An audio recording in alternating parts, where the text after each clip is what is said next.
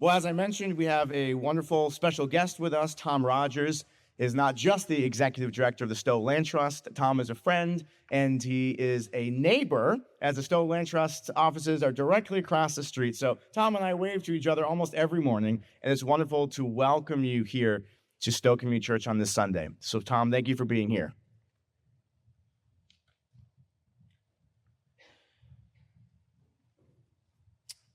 All right. And thank you, Pastor Dan, and all of you for giving me a chance to speak. As you mentioned, I'm the executive director of Stowe Land Trust. I've been in this role for just under a year, but I've lived here in Stowe with my wife and two daughters for the past 15 years and have spent my career in conservation.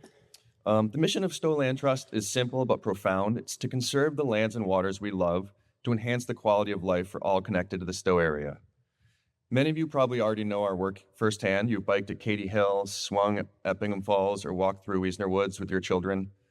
So instead of talking about what we do, I want to talk about why we do it, not just at Stowe Land Trust, but why do we as humans feel so deeply compelled to protect nature?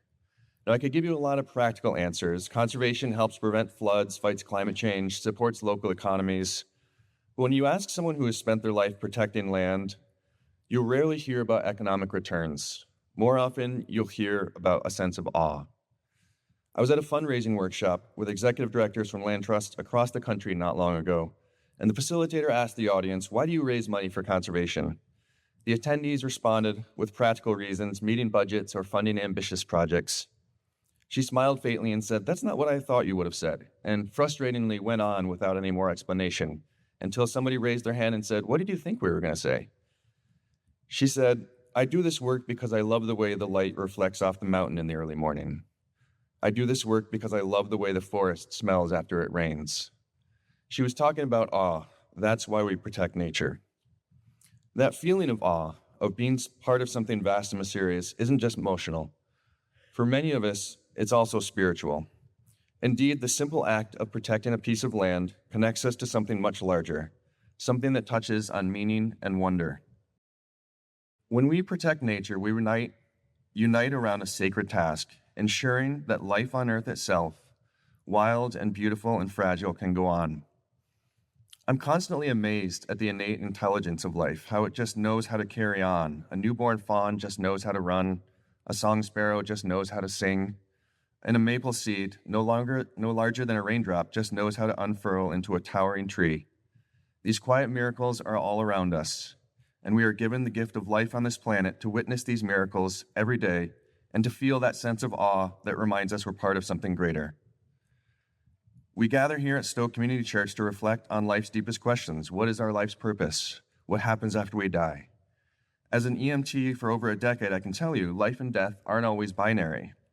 People whose hearts stopped for minutes, people who are legally dead, can return to life with intervention and go on to live for a long time. And in the natural world, the boundaries are even more fluid. I sometimes wonder, what is the afterlife of a tree? An ancient maple doesn't simply stop being when it dies. As it gradually passes between life and death, mushrooms sprout from its trunk, insects burrow into its wood, birds nest in its hollows. Even when it's no longer alive in the traditional sense, it teems with more life than ever. Are we therefore serving as witness to the afterlife of a tree?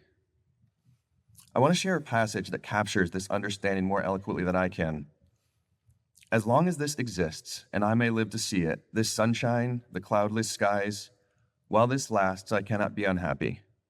The best remedy for those who are afraid, lonely, or unhappy is to go outside, somewhere where they can be quite alone with the heavens, nature, and God, because only then does one feel as all as it is as it should be, and that God wishes to see people happy amidst the simple beauty of nature." Those words were written by a 14-year-old girl, Anne Frank, in February of 1944, a short while before she and her family were discovered in hiding. Even in a time of unimaginable fear, she looked to nature to find hope.